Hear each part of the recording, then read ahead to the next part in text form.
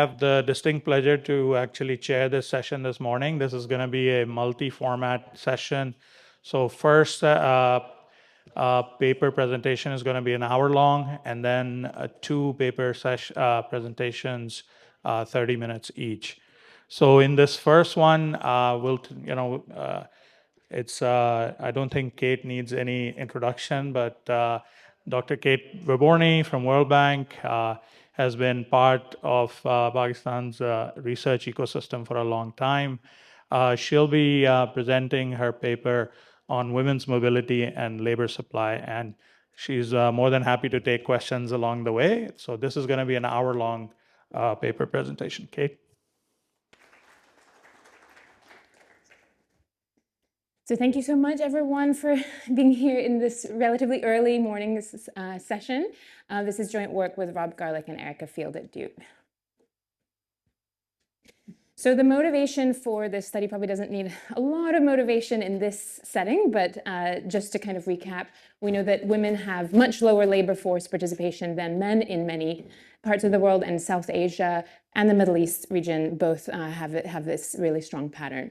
And this has continued to be the case even as women advance substantially in terms of their educational achievements.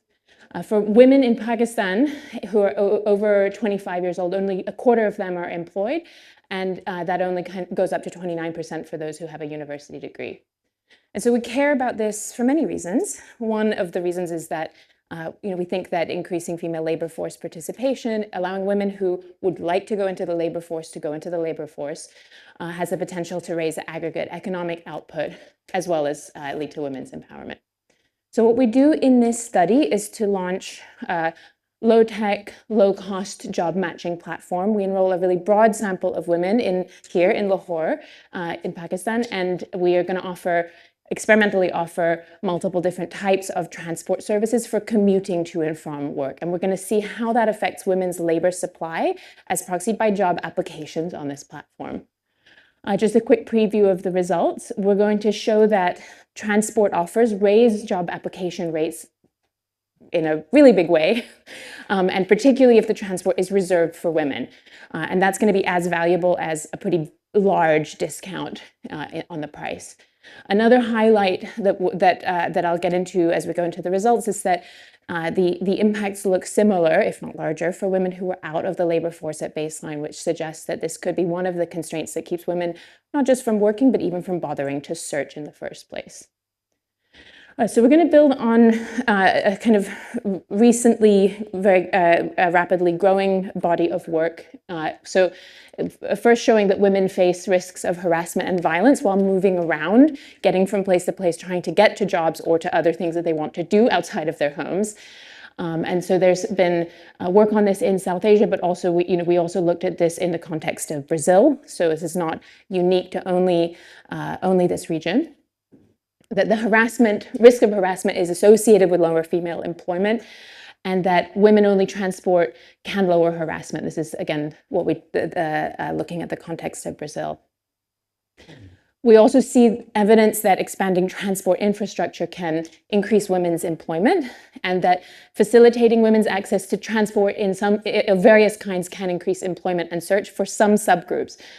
So here we look at it in the context of Saudi Arabia driving. So that's a bit of a different kind of intervention than I'm going to talk about today.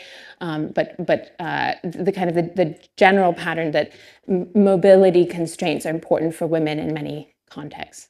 What we do in this paper is to provide the first experimental evidence on the separate importance of the pecuniary factor versus the safety and propriety factor. So is the reason that women are more constrained by mobility just because of cost and access, or is it something to do with their safety and moving around the city? So linking some of these ideas together that are found in these different strands of literature.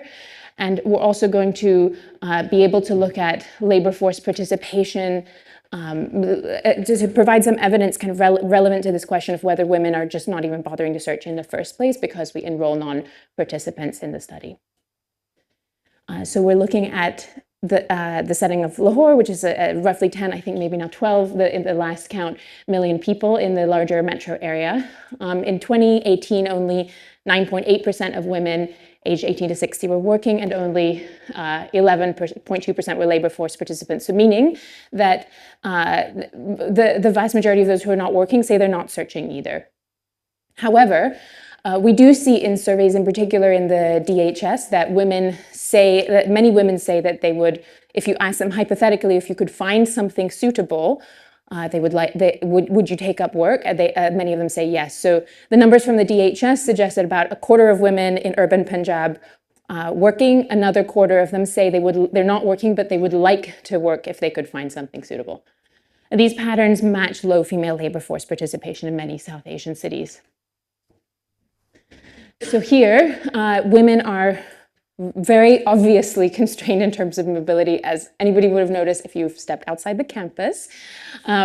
There's safety constraints, there's concerns about harassment. Here's an image of a super crowded bus with the one woman sort of squashed in there, and potentially a lot of worry about physical as well as other kinds of sexual harassment. And there's also social norms that really restrict how women can acceptably move around the city. So here, just to illustrate that women typically, if you just, again, step outside the campus for a bit, and you'll see that if you spend a day counting, like how many times do you see men driving the motorbikes versus women driving the motorbikes. Actually, I get excited whenever I see a woman driving a motorbike. It's not a daily occurrence. So how much does all of this matter for labor supply and for economic output? Well, to try to quantify that, we face 6 challenges, and I'm going to talk about what each one is, and how we address it with the research design. The first challenge is, if we want to kind of isolate this experimentally, we have to, for a treatment group, make the entire journey from home to work safe. If we want to kind of understand how big of an impact are these safety and social constraints on women's labor supply. So it's not enough probably to have, or maybe a partial solution to have a safe bus running from stop to stop, but then what we see repeatedly in all of our formative work and all the qualitative work we've done on this is that going to and from the stop, between the stop and where you need to go, whether it's home to stop, stop to work and back, that last mile problem, as transport experts call it, is really, really important. And women worry a lot about harassment in that part of the journey. So that's the first challenge. Second challenge is that if we want to be able to understand kind of how big of an importance this has for female labor supply, it's a bit tricky because there are many thousands of possible firms or employers at which women could work. At each one of them, a given woman has a very, very small probability of matching, right? Whether it's that, if we just focused our study on commuting to a particular hospital, then it would only be relevant for women who've already trained as nurses, for example, which might not really reflect the population I was just referring to, who are not even bothering to kind of search or enter or maybe even train for those kinds of occupation in the first place. Third, would like to be able to separately understand how much of the constraint is really about safety and social acceptability versus just pure kind of cost and access constraints. The fourth, which I was just alluding to, that we want to include in the sample women who just don't even bother to search in the first place, which is not standard in a lot of the experimental literature. Fifth, if we're offering some kind of a commute option in an experimental setting, and this was something we grappled with a lot in the early stages, we need to make sure that participants understand what jobs they can reach with safer commute. In early piloting that we did of different kinds of transport interventions that we could offer, this was a big challenge because women are not searching, in part because, I will argue, because they can't safely get around the city. They don't know the geography of the city, and so if you send them a job ad, or if they might hear about a job in a particular place, they won't be able to very easily mentally map that to, oh, I can take this transport route to get there. And so even if you inform women that there's a safe transport running, kind of linking that together with the job opportunities they could be applying for can be tricky. And then finally, it might be that an offer of a safe commute of some kind could increase women's willingness to take up work, but they might not know how to search. This is definitely a kind of something we've explored a lot in other work that I'll talk about tomorrow afternoon briefly. Or they might not get jobs because of firm-side factors, firm discrimination, for example, many other things that happen on the firm side. So it could be that offering the safe transport in an experimental setting makes women much more interested in working, but you don't actually see anything downstream because they don't find any job that will hire them. And so we may have difficulty observing observing the labor supply decision. Traditionally, what we would do in a household survey is just ask about search, like, are you searching? But this is, given that a lot of search happens informally and search is, we have a whole measurement paper about kind of how you measure search. It's difficult to do, especially in these kinds of settings. So we might have a hard time kind of observing increase in labor supply. So I'll tell you what we do with each of these 6 challenges. Yeah. Just going back to the first constraint, is that the fundamental one that stops the market solving this problem? The door-to-door? The door-to-door. Yes. But is that also what makes it difficult to think of an intervention that's going to be scalable as well? Absolutely. I'm going to talk about that. My last sort of 4 slides or so are dedicated to worrying about exactly that question. Yeah. Just to confirm, the third challenge means that you are offering safe transport, but not necessarily free transport. Yeah, we want to be able to separate out. Okay. So you might think that women have differential cost constraints in terms of mobility. So let's say that none of this safety and acceptability stuff that I was talking about was relevant. You might still see differences in gendered response to transport treatment because, for example, women's potential earning power is lower, and so a given bus ticket actually represents a larger fraction of their wage.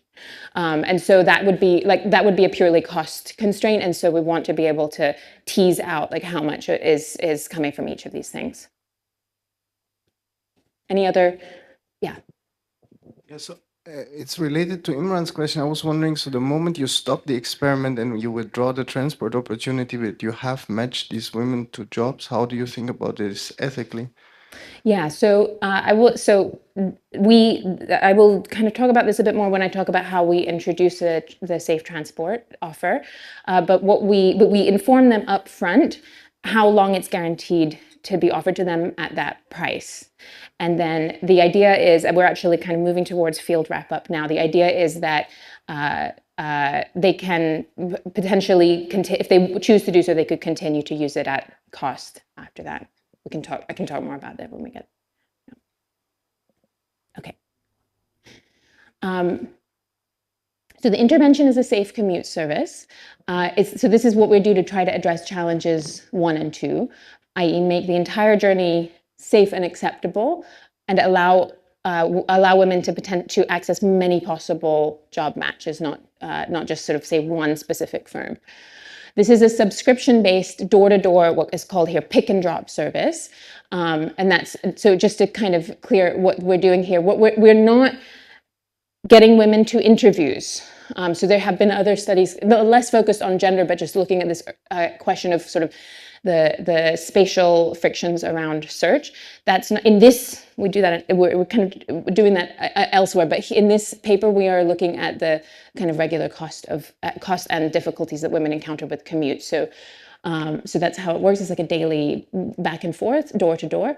The employee can choose whether or not to opt in and pay a monthly subscription. And we're going to randomize this 2-sided by firms and job seekers. So this is not an unknown thing that firms might offer or that might exist in this market.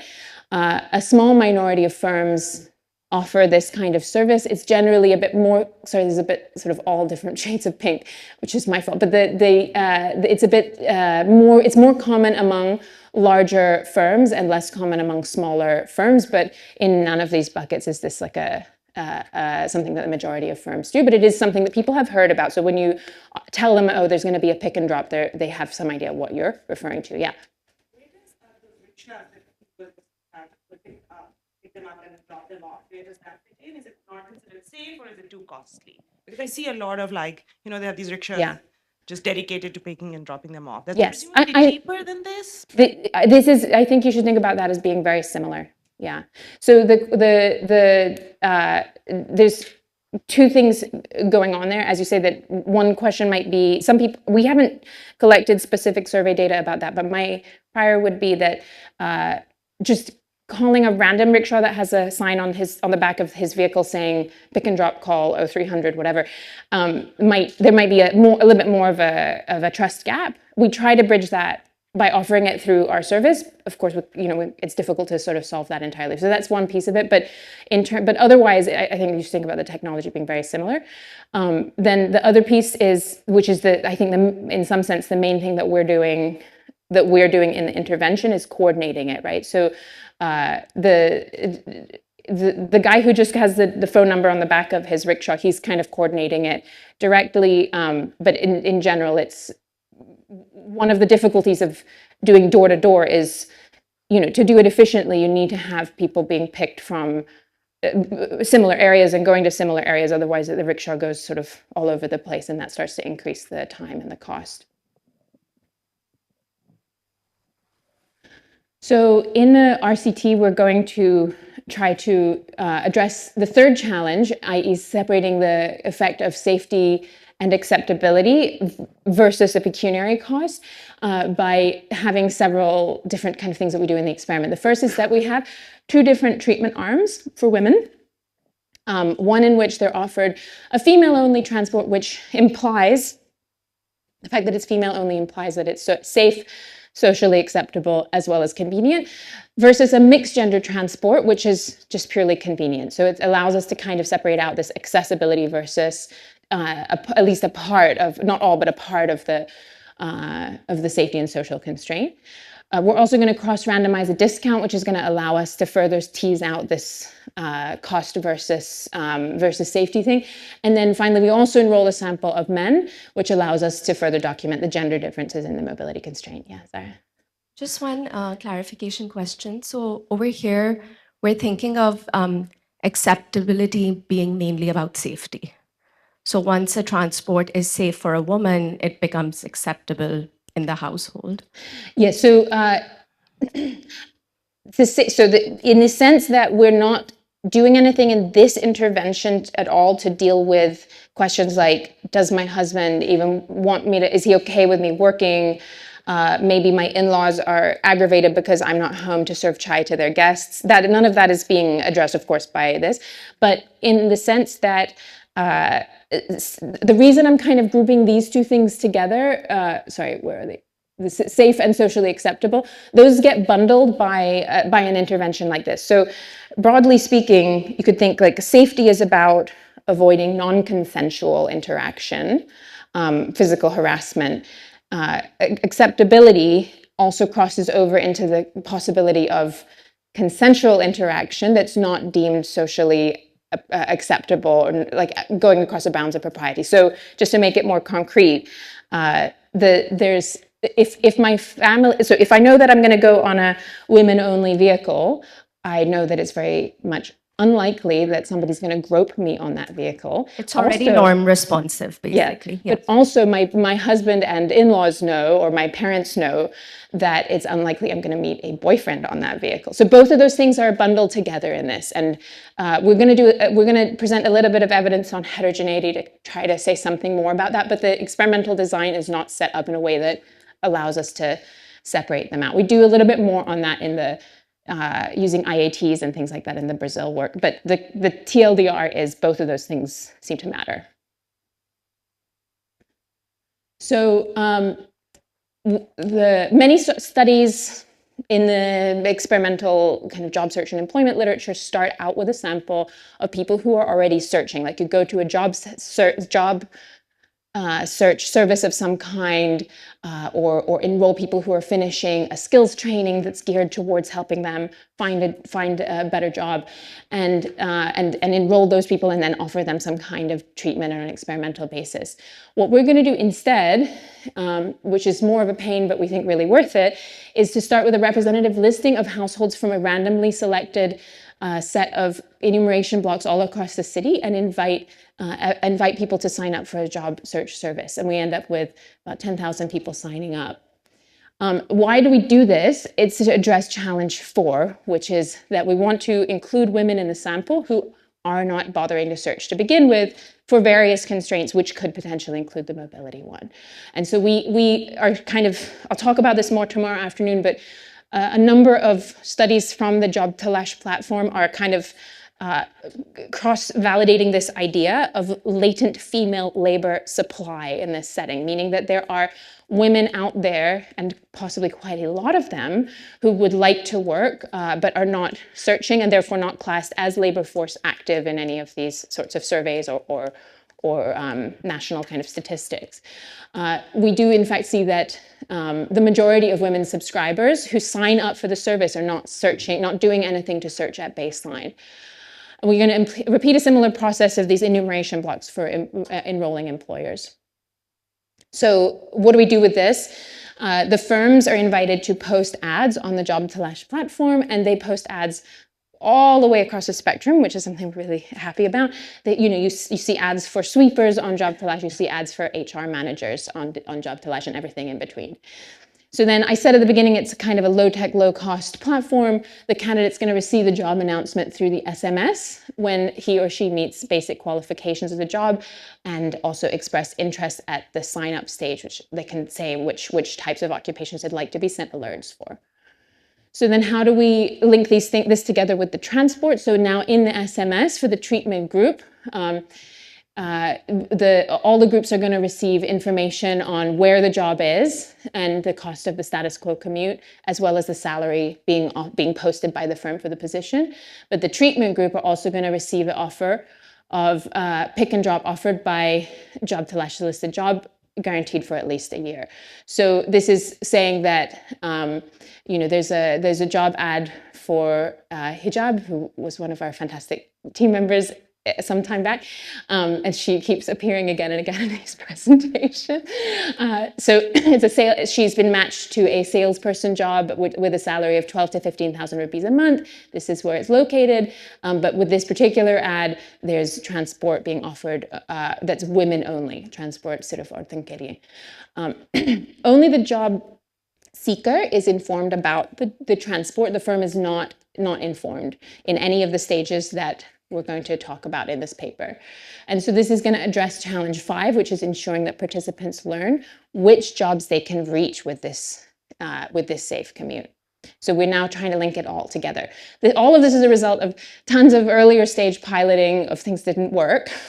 I think I know there's a lot of early career researchers kind of encouraged to engage in this workshop, and I think there's a bit of a there can often be a bit of a sense of, here's one I made earlier in these presentations, like everything looks like it came together sort of from day one with this solving all of these problems, but the problems are were developed as we were problems are identified as we were developing and piloting different ways of trying to address this, and then ultimately this is how we set up the design to solve all of them.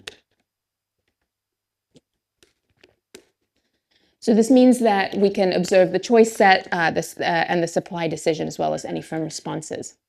So in addition to this basic information that appears in the SMS that I showed, oh yes, somebody, yes. Yeah, I have swim class. So they only get that information, but they have to call to understand that it's for 1 year, and that will actually be linked to that. They get a call first.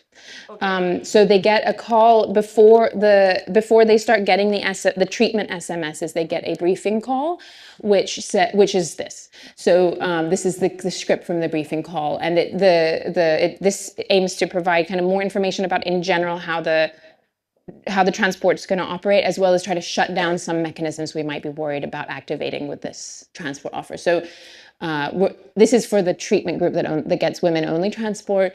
Job Talash is offering a pick and drop service for only women. So sorry, this one is the one where we're reiterating for a specific job, but they get a similar briefing at the beginning before they get any, but like at the inception of getting these matches. So we try to clarify that the company may have men, women, or a mix of both. Meaning that we're not, because you might be worried that by telling people there's a women-only transport, we're signaling that maybe the job has a lot of women. That would be a natural thing to conclude, and so we are emphasizing that the pick and drop is offered by us, and then it's taking you to a company which might have more men. It's not linked to their company. The van will be taking other people to this area where the offices are, and it's only going to be offered for some job. And if with a particular job ad it's offered, then you're going to get that information in SMS.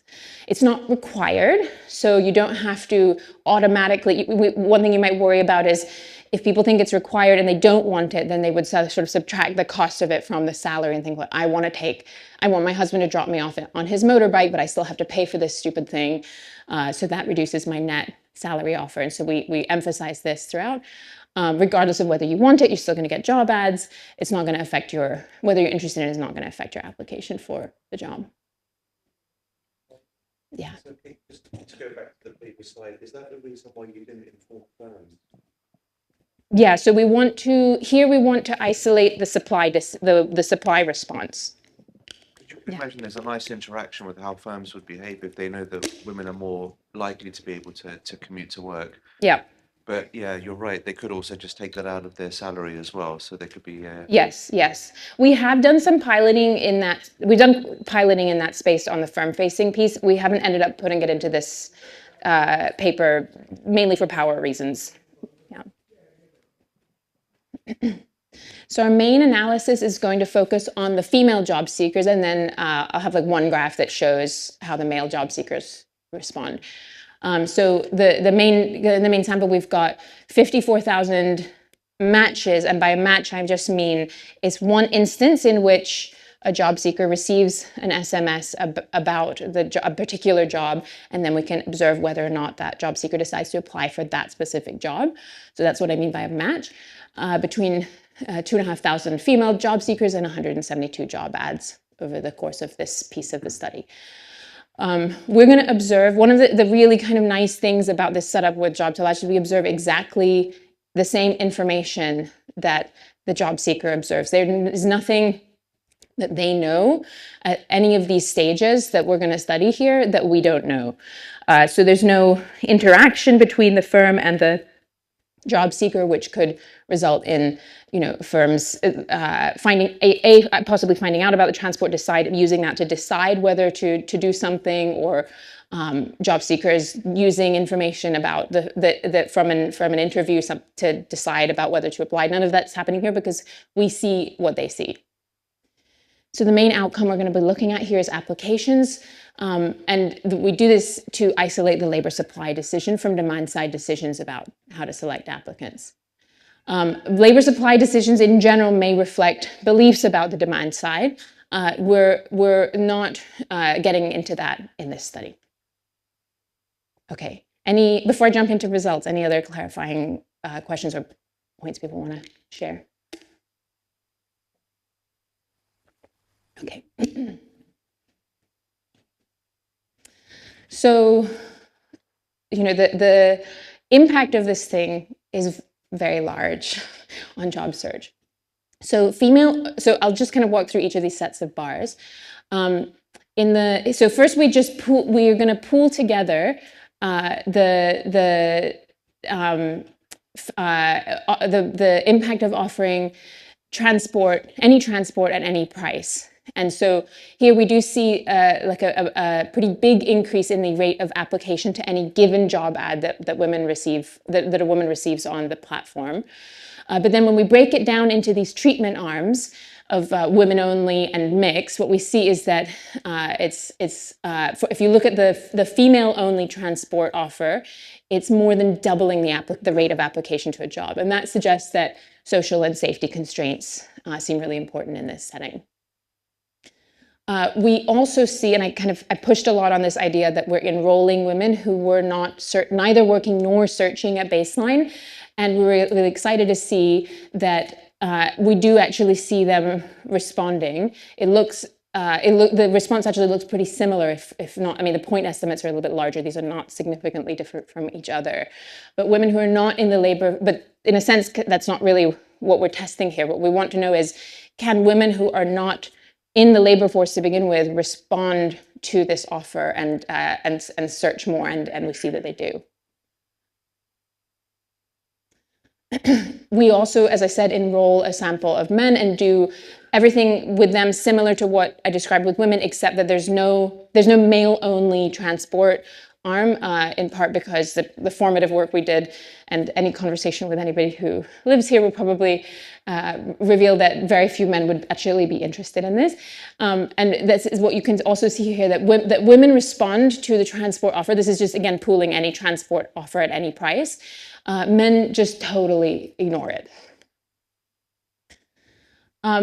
We pre-registered a set of baseline characteristics for heterogeneity testing. We report all of those in the paper, but here in the presentation, I'm just going to focus on a couple, one that we just talked about, the labor force status at baseline. Then a couple that tell us something a little bit about safety and social norms. So at baseline, we asked the household respondent, which is usually a woman, how concerned are you about safety in your neighborhood and moving around in your neighborhood? And those who, so if we focus, so overall, the impact of offering transport is a lot bigger for them. And those who are not very worried about safety in their neighborhood are more responsive, and they're more responsive to mixed transport. So women who are concerned about safety basically ignore mixed gender transport. Moreover, married women completely ignore mixed gender transport. So both of these two variables are not actually correlated, not actually correlated in our data at all. And so these two patterns suggest that there may be a role for both the safety and the social propriety concerns in this revealed preference for gender segregated commuting. So I mentioned at the beginning that we cross-randomized the discount rate, the discount of the monthly cost of the commute at different levels. So we offer it at a 20% discount, a 60%, and an 80% discount. And what we see is that women's response is really driven by a very heavily discounted transport offer. If we look just at kind of the impact at the 20% discount, they just are not responding to it at all. And but if we look at the very heavily discounted form, that's more than tripling the application rate for the job. And so this is kind of going to lead into the question that you were asking about sustainability and scalability. Yeah. Yeah. Yeah, the base price and the rickshaw price are the same. Okay, yeah. So they'll always be cheaper. So even though it's cheaper than a rickshaw, they're still not taking it out. Yeah, so and just to be clear here, just to be clear here, what we're looking at is always whether they apply to the job. But of course, you can infer that they wouldn't be interested in taking up the transport if there's no response to the job application. Yeah.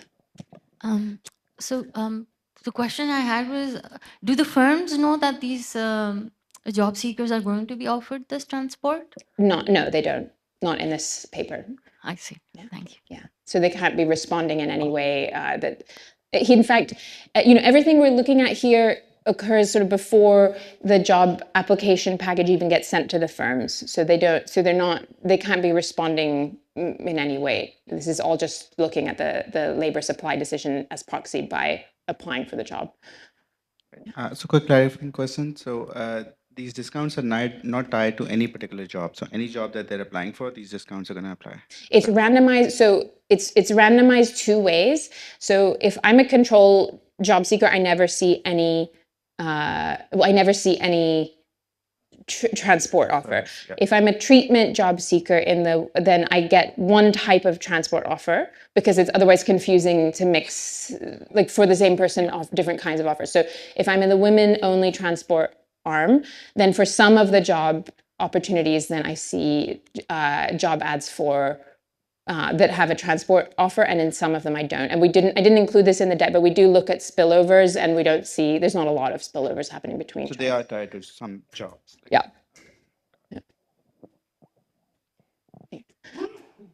Yeah, Bless you. you said that women are wanting the high discount. Is it because only those who are at the lower end of the income spectrum are opting in, or they're heavily opting in for this? Yeah, so I'm gonna show in. I'm gonna talk more about about this result and kind of what what we can unpack from it in the next few slides. But actually, if anything, the more educated and like more sort of higher earning power women are the ones that respond more. And that is because they're even at a discount, it still ends up being expensive for women who are in the lowest potential earning bracket. So like if you think about somebody who might be working in say a sanitation job at LUMS, like a janitor, then the cost, even the cost for, like, given the type of salary that she might earn, the cost even at a discounted rate still eats up a pretty big part of the salary. One more clarification. I may have missed this. So how many women to a van, and what was the average commute time?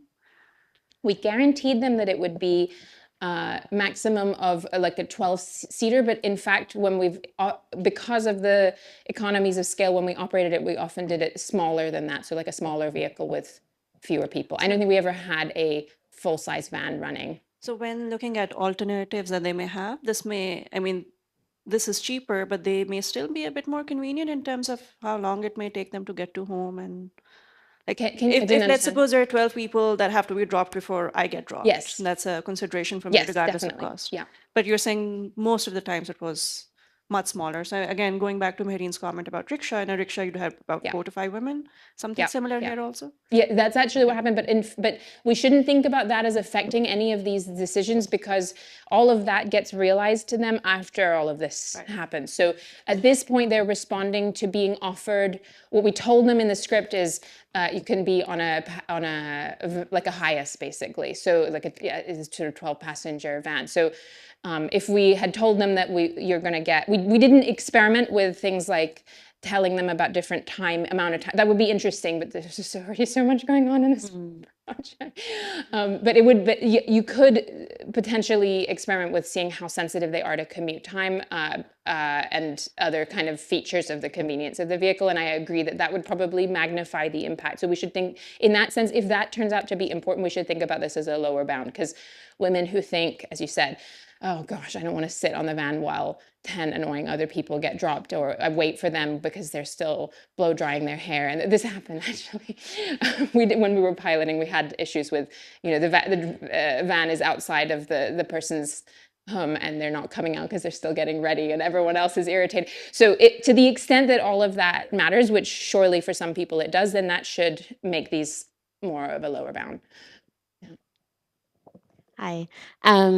So this kind of connects to the last question, but so the women who got no offer of any transport, were they told the distance from their home or the locality in which okay. And you just really went over very quickly the slide comparing married and unmarried women. I hope you're going to talk about that as we go on, because I'm also interested in difference between married and unmarried, and also age. Yeah. Related or not related to whether they're married or not. I can go back to that. I don't have another slide about it. By age, I'll say here that, okay. So these are, I should say here, this is a little confusing because the bars here are treatment effects, whereas these bars were all means. These are coefficients, because otherwise it just becomes a ton of bars in one graph.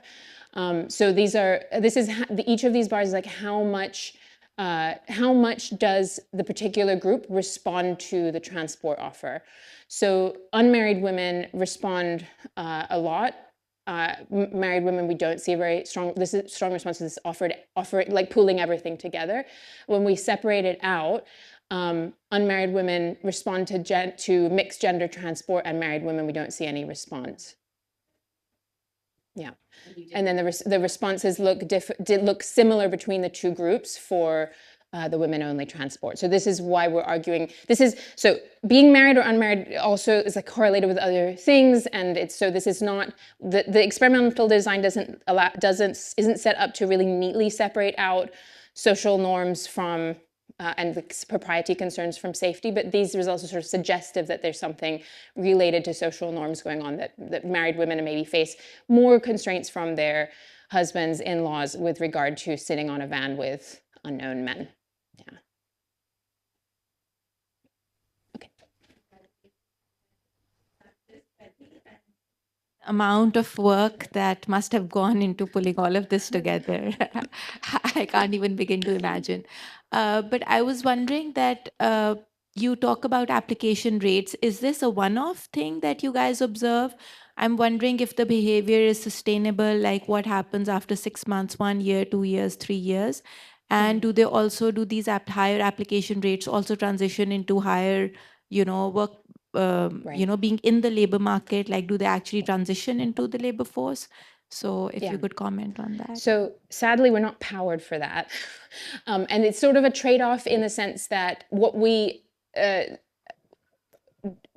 invested a lot into trying to really pinpoint responses at the supply stage. There's a lot of other stuff going on. Once somebody submits an application, there's many other things going on, of course. And we have another paper with Zunia and others looking at data from the platform, which I'll allude to briefly in tomorrow afternoon's session. But the basic takeaway of that paper is that the quantitatively really large component of the gender gap in job search is coming from the demand side. So if women, submit applications and then they don't get any response, then that obviously kind of dampens what we can see in terms of the follow through to employment. But the big reason that we're not able to capture that is just because we invested so many resources in trying to pinpoint like the initial supply response. We don't have enough people kind of coming through to the end of the pipeline to be able to kind of see a significant impact on employment. The first thing you were asking about is a time horizon. So all of this happened, it kind of rolls out over a period. I think the period of time that we're using in the data in this paper is something like 1.5 years. And the reason is that the whole platform is sort of running on a rolling basis. So every month, job seekers who've signed up receive a set of ads by SMS, which they can decide to apply for or not apply for. To get those job ads, we need to go and approach employers, and then we need to kind of send out the information. So it sort of happens on a flow basis. I don't think I feel like we must at some point have looked at whether there's, looked at sort of differential effects over time, and I guess we probably haven't seen much going on there because I don't remember, but I'd have to go back and check. Yeah. Okay. Yeah.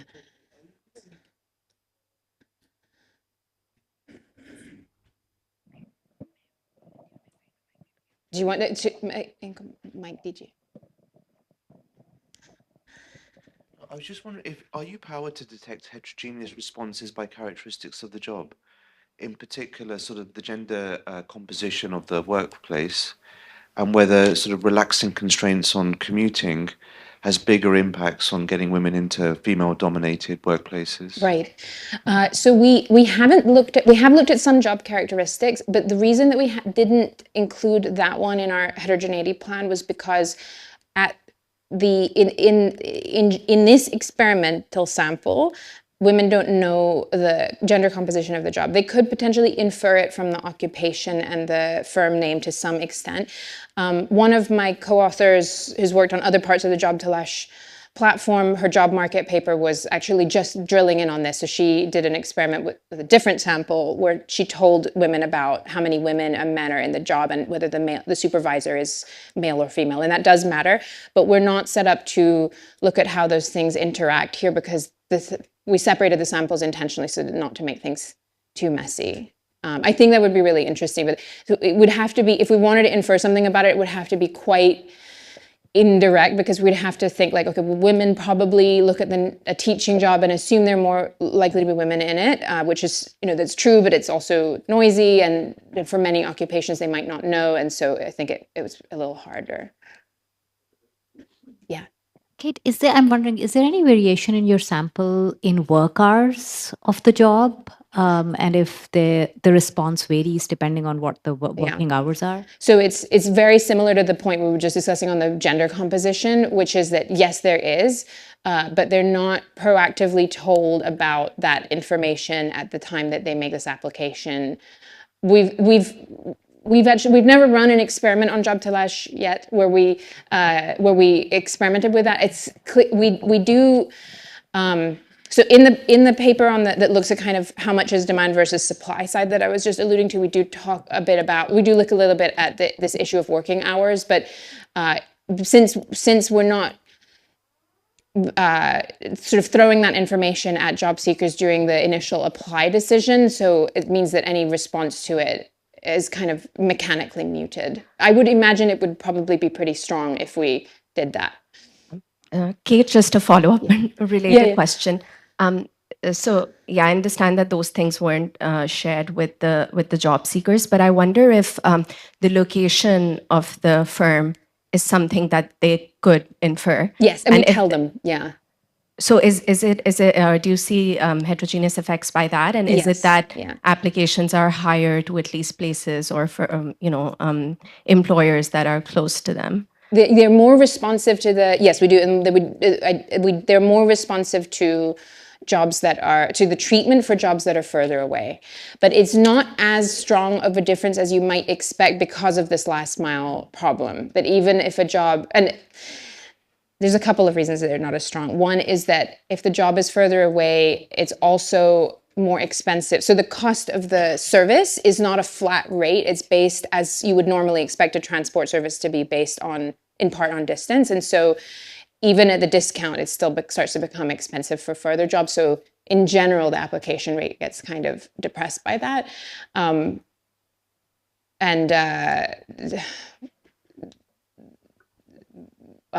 secondly, because of the last mile problem. So even a job that's close to you is still, there's still kind of a fixed cost in terms of the safety and propriety issues from just stepping outside the door.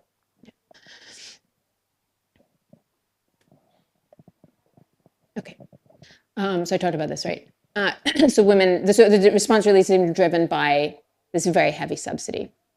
So because we've cross-randomized the subsidy, it also means that we can try to put a number on like how much do women value women-only transport, like how much would that be equivalent in terms of money amount. And this is relevant. So what we're doing in the experiment is sort of something that it wouldn't usually or maybe ever be done by a government at a large scale. But what they do at a large scale is having like women reserved spaces, which happens in over 17 countries across 5 continents that we could find documentation of. And so understanding kind of how valuable is this for women is kind of a helpful thing to do. So we use this price randomization to estimate this. And so the basic takeaway of this is that application rates equalize if you offer women-only transport or if you offer an 81 percentage point larger discount rate.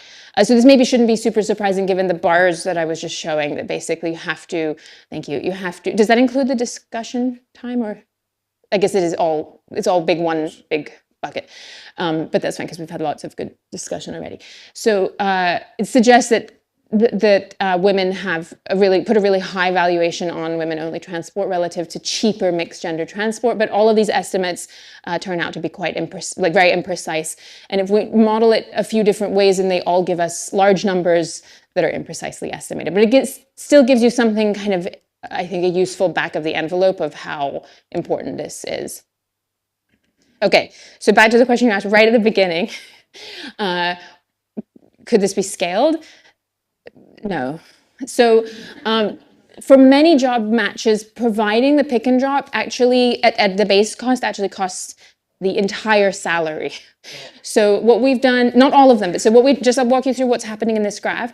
So at first I should say, I think you saw this in the map. Those who are familiar with Lahore would have noticed the map at the beginning where I showed all of the different locations where we sampled. All of this, I would very strongly say, is one commuting area for men. For men, it's one big commuting area. Lots of people, in fact, maybe I'll even just take a second here to show you that map one more time. Here it is. So Shadra, Gajumata, these are people, definitely you see men in surveys. Also, we should probably write this down somewhere because we have data that we can use to show this. There are a lot of men who commute kind of these sorts of distances across this entire metro area. So it's a one commuting area in which we're matching people with potential jobs.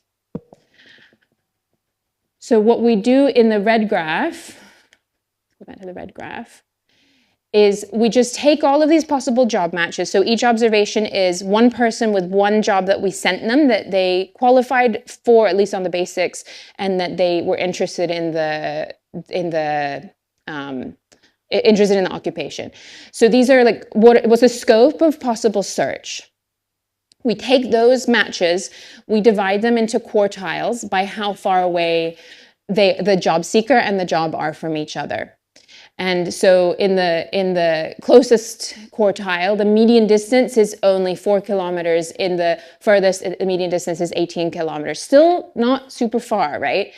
Then what's on the y-axis here, this height of the bar, is saying, okay, the base cost of the transport, which is what we offered, what we're calling the base here is sort of pegged to what we think it should be, like it's based on the cost of running this privately. The base cost of the transport is, for the closest jobs, a quarter of the salary. For the furthest job, like the 25% of the jobs that are further from the job seeker's home, it's 100% of the salary. Is expensive, is what I'm just trying to say. So what do we do with all of this? What I've argued is that social and safety limitations that constrain women's mobility around the city really can dramatically reduce female labor supply, and that this is very costly, potentially contributing to women who might be interested in working, not searching, being out of the labor force, and ultimately reduced aggregate output. Pick and drop can ease this constraint because it can address the safety concerns, the propriety concerns, all the way from the doorstep to the doorstep, like fixing this last mile problem. But it's just too expensive. Now it would become more efficient with scale. So if you move towards like doing this at a very large scale with all the firms and all the workers, then you would be able to just I would be able to get picked up with my 3 neighbors from my street and who work in the same area and go straight to that area and get dropped. That would definitely make it cheaper than it is now at base, but not much, not enough to really make it feasible for many workers. So what should we do with this information? I had an opportunity to present this at the Punjab Transport Expo last week, which was sort of a big, event with more of the political actors who are really like working a lot on transport in the province. And so I spent a bit of time kind of setting up these slides, which I've now imported into the academic presentation, because I just think it's this important to think about. So should we be subsidizing it? So there could be good reasons in principle, in general, to subsidize women's mobility, definitely. One is that, so I just said that it could be, women-only transport options could become more cost-effective if women, if they attract, as over time they attract more female riders and ultimately more women enter the workforce and move in the public space. So for example, the pink buses, which many of you guys have seen in Lahore, they're very, they run at much lower number of riders per bus as compared to the regular buses. So if over time you get more men into the public space, then it can become more efficient because they fill the vehicle more. But that's still, as I said, there's a limit to how much that solves. You could also make other arguments. So for example, young women, especially professional young women, like women who are graduating, say, from LUMS and looking for their first job, if they're mobility constrained, many of them may actually have private drivers, but those that don't, you could think, well, early in their career, how much they're going to earn is not going to be enough to cover this and still make it worth it to work. But for women in that sort of demographic may have an upward trajectory over their experience of making a lot more. And so maybe when you graduate and get a job at 50,000 rupees a month, and the transport is costing 40, then you might think about it as an investment. I'm going to spend most of my salary on the transport now, and then later in my career, I'll be earning 200,000 or 300,000 a month, and it's going to start to pay off. A lot of women in the US think about childcare this way. I'm sure that those of you who live in the US or have talked to American women of childbearing age may have heard this idea that, okay, the childcare is taking up my entire salary, but I don't want to leave the labor force because once my kids are in school, then I'm not paying as much anymore, and I don't want to, and I need to keep moving on the career trajectory. Is this a case for subsidy? Only if there's a credit constraint, which there definitely could be. But we really should be thinking realistically about more cost-effective and scalable approaches. So what does this mean? Well, we have mass transit already with reserved spaces that is much more cost-effective than pick and drop. This is very heavily used and heavily demanded. And as I said a minute ago, it exists in over 17 countries sort of worldwide. So this is an argument sort of in favor of that, and in general in favor of high quality public transport services, because standing at the stop late at night, waiting for a bus when you don't know if and when it's going to come, for a quarter of an hour is scary. It's scary. And so offering something like a BRT here, which comes very frequently, and I know it's going to come in just a few minutes. I don't have that uncertainty. It has a lighted stop. It's kind of got a proper infrastructure. That's a big plus. But that doesn't solve this last mile journey. So to solve the last mile journey, we have to look outside of the transport sector. So those can mean things like street lights, female police officers, and my Sarjal colleague has this fantastic study which looked at visible hotspot policing in Hyderabad, India, which they found reduced sexual harassment significantly. So these are the kinds of things we need to be thinking about from a public policy perspective. We don't see this study as showing like, here's a thing that we did on a small scale, let's scale it up. We think about this as saying, here's a study that shows that this is really, really matters. It's expensive in an economic output sense, and that it really motivates why we ought to be doing more of this kind of stuff that we know can work to address the safety problem on the last mile. So, I mean, when we get into these normative questions, then I think there's one other piece of the puzzle you really need to tell us about a little bit more, which is what raises a lot of the questions, which is the nature of search that is then induced by relaxing transportation constraints. So, if as a result women direct their search to certain types of employer, does that actually lead to a reinforcement of employer-based norms? So, by relaxing one constraint, you might make other constraints more binding. Yeah. It's just a classic theory of the second best that, if we relax a subset of constraints here, and you kind of suggested that employer-based constraints are really first order here, could you actually make things worse overall? And so I think you have the data to say a little bit more about, the bunch of questions that came up about which types of jobs are women searching for, and then thinking through, what would actually be the general equilibrium effects of relaxing one set of constraints. It might make it harder in the long run. It might actually relax those other constraints. But I think that's an important piece of the puzzle when talking about these normative questions of what should we then do? Yeah. So, for example, I can suggest you can answer this question, and then we have to move to the next paper. Really prepared question. Yes, sounds good. So maybe we can talk more offline because I don't want to eat into the next person's time. Thank you all so much. And I wanted just shout out SERP, a big team of people over time who've made this possible, some of whom are here, and funding for the larger Job to Lash program, which includes tons of studies from many generous funders. Thanks.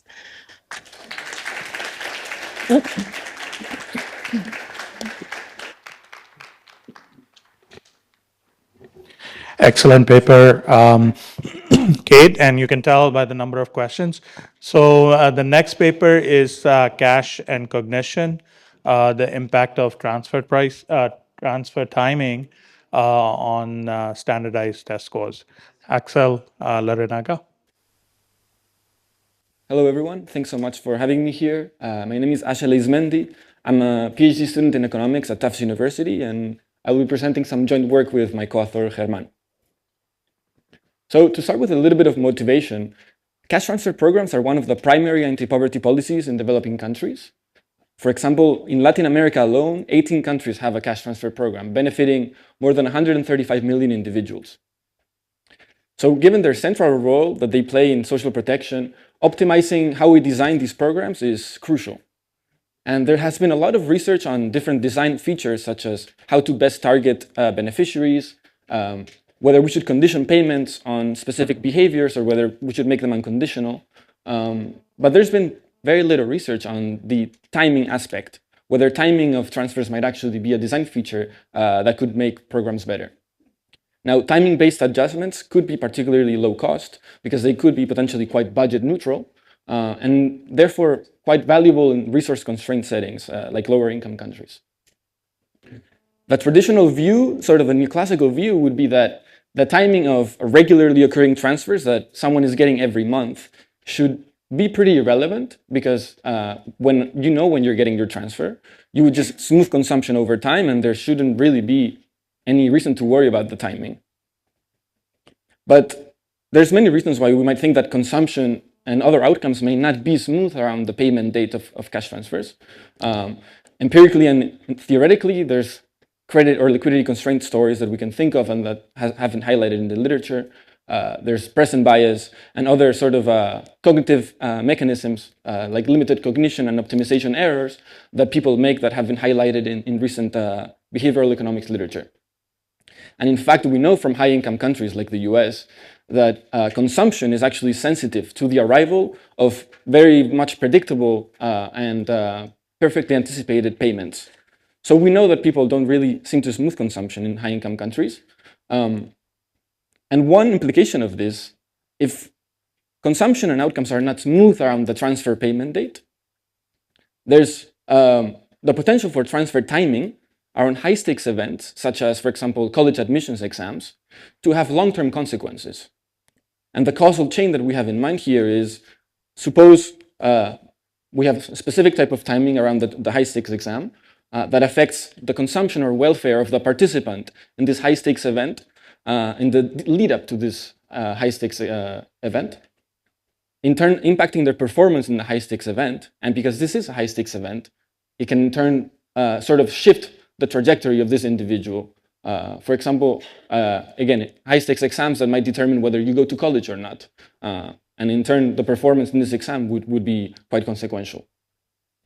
So what this paper is trying to do, exploiting a cash transfer program in Brazil, is first it asks, how does the timing of cash transfers around the high-stakes college admission exam impact scores on that exam?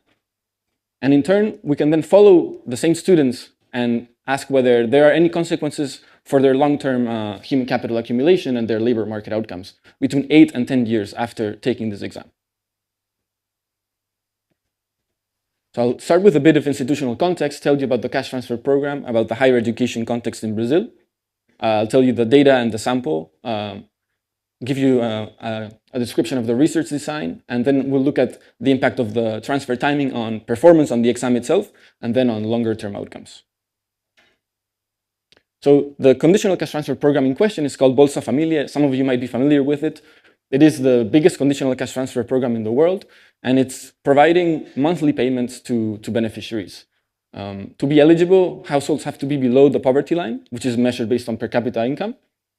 And it covers more than 20 million households, so almost a quarter of the Brazilian population. And it's actually one of the biggest sources of federal spending in Brazil, only second to pensions and retirement payments. So this is a massive, massive program in Brazil. The average transfer size is around $94, which compared to an average monthly income of $197 is actually quite a sizable share of household income. And the size is going to depend on several factors, mostly household demographic composition, because households would get a payment per number of children that they have, for example, but also on the depth of their poverty. Now, importantly, the benefits are paid once a month. There's no uncertainty around when they get paid, and everybody knows the dates ex ante. And what's going to be quite crucial to our identification strategy is the fact that the day each month in which someone gets paid depends on the last digit of this number called the NIS number. And the NIS number is a number that households get assigned randomly when they enroll in a social program in Brazil. A little bit about the higher education context in Brazil. So Brazil has both public and private colleges. Public colleges are free, there's no tuition to be paid, but they're extremely selective and they require really high exam scores to get in. We have a lot of private colleges. They're actually the majority in Brazil. They require paying tuition, but they're actually mostly open admission. So very few private universities will reject a student who wants to get in, unless it's one of the top private universities in the country. Now, admission to public colleges is purely based on exam scores. And while some universities have their own university-specific exam, most rely on this exam called the NM exam, which is the one that we will be studying here. And to tell you a little bit more about the NM exam, you know, this is not a very US audience, but maybe you're familiar with the SAT or the ACT. These are standardized tests that are quite popular in the US. So there's about 5 million test takers each year, which makes it the second biggest college admission test in the world. And it's quite a grueling exam. It's 180 multiple choice questions across 4 subjects, math, language, natural sciences, and social sciences. And at the end of the day, at the end of the exam, they have to write an essay. In total, it's about 10 to 11 hours of testing. So again, quite taxing, cognitively speaking. And one important aspect of the exam is that not only does it determine admission to public colleges, it is also used to rank students nationwide to give them government scholarships, government loans. So it actually also serves as an important pathway into private higher education.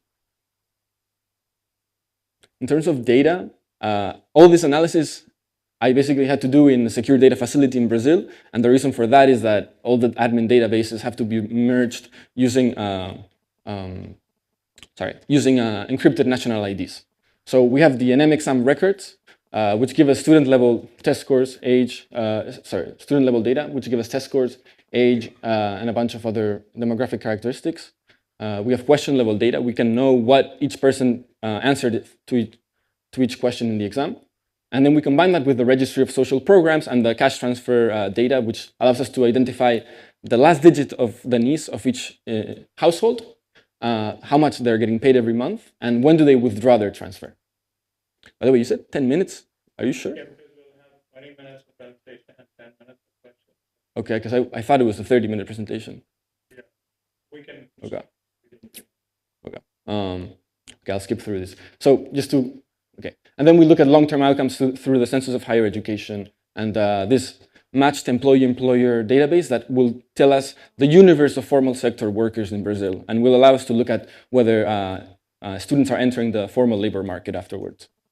So our sample is going to be 184,000 high school seniors who took the 2013 exam, and I'll tell you why we focus on 2013. And all their families received the transfer. The only difference is going to be when they got the transfer, whether before or after the exam. Okay, research design. So how does the research design work? Each month, the payments are staggered across the last 13 to 14 days of the month. And as I was alluding to earlier, when you get paid depends on the last digit of this random number. So by definition, we have random variation on the day in which individuals get paid each month. In 2013, we have this nice natural experiment where about 60% of beneficiaries got paid in the week leading up to the exam, and the remaining 40% got paid right after the exam. And we should think of this group that got paid after the exam as being at the end of their sort of monthly payment cycle. So to the extent that there's binding liquidity constraints towards the end of the month, they're actually facing greater financial strain than this group that just got their monthly paycheck. And so what we're going to do is we're going to compare those two groups, essentially. Yeah, I kind of just explained it here, but our specification is going to be very simple. Since we have random variation on whether you get the transfer before or after the exam, we'll just regress our outcome, which is going to be standardized test scores with a mean 0 and standard deviation 1 among the Bolsa Familia test takers, the cash transfer beneficiary test takers. And essentially, it's going to be an ITT framework. People become eligible to withdraw. They may not withdraw. And withdrawal is, in some sense, an endogenous decision. But we can interpret beta as basically the effect of alleviating these end of monthly cycle liquidity constraints on test scores. And if we reject that beta equals 0, that sort of tells us that households are facing some sort of binding constraints at the end of their monthly payment cycles, because otherwise we shouldn't observe any impact. In terms of, I'll skip this quickly, but we have a very much balanced sample as one would expect because of random variation. The group that gets paid before the exam and after, they look very much identical. And importantly, we need to worry about, is there any selection into test taking? Because if getting the transfer before the exam allows you to be more likely to actually show up on the test day, then we need to worry a bit about compositional effects. Thankfully, we don't find any effects on the probability of being in the exam. And so we can interpret our treatment effects as purely cognitive effects of having the cash transfer before the exam. This is basically showing you that our ITT framework, in fact, does generate a sharp difference in liquidity of the household around the exam day. So I'm showing you essentially how long do people take to withdraw their transfer once they become eligible. And 0 would be it's normalized to be the day of the payment. About 80% of people are withdrawing immediately on the same day.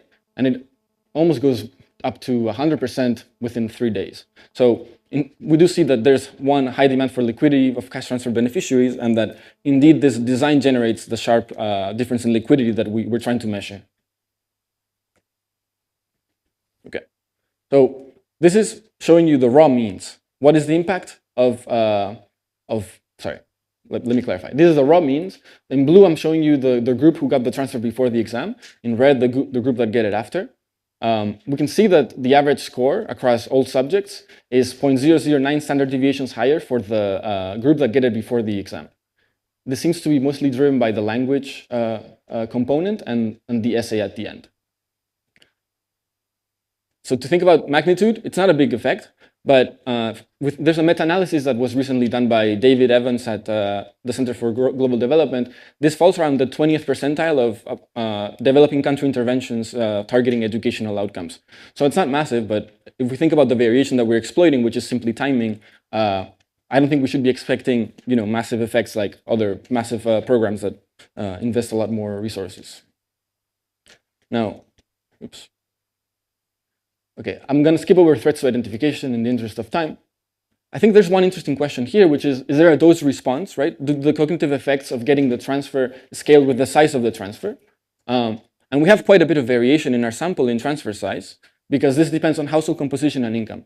For example, the mean transfer is $94, but the standard deviation is 49. So what we do now is we're going to split the sample into terciles of transfer size, and we're going to see whether the same impact of getting the transfer before versus after the exam is increasing in the size of the transfer. Something to also consider is that large transfer beneficiaries, so the top tercile of transfer size, they not only get bigger transfers, but they're also poorer, they have lower per capita income, and they depend more heavily on Bolsa Familia for their monthly sort of resources. Okay. So the first thing to note is that indeed the effects are actually more than twice as large for the top transfer size tercile. So there seems to be a dose response, which is, I think, what we might expect. The effects are driven mostly by, they're kind of across the board, but they're biggest for the language and the essay component. What is quite interesting is that we don't see any effects for the middle and bottom transfer size tercile. So there's quite a clear dose response here. And we can reject equality of coefficients for the top versus the bottom two terciles of transfer size. Now, what are these heterogeneous effects capturing? We think that this is about economic vulnerability or financial strain. And the reason for that is, first, that if we run causal forest algorithms, let's feed a bunch of characteristics and see what predicts treatment effects.